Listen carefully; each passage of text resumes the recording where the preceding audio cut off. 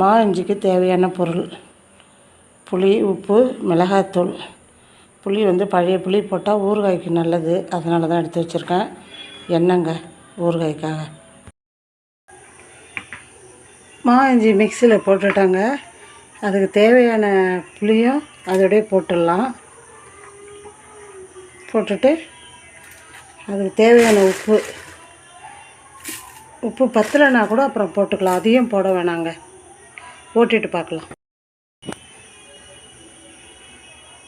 மா இஞ்சி அரைச்சிட்டாங்க, இன்னும் மீதியை அரைச்சிட்டு பார்க்கலாங்க. மா இஞ்சி ஊறுகாய்க்கு தேவையான மிளகாய்த்தூள் 150 கிராம்,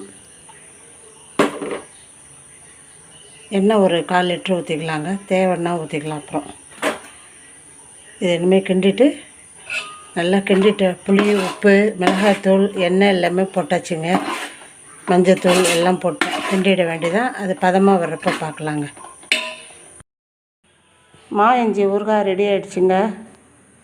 பாட்டில் எடுத்து அடைக்க வேண்டியதான்.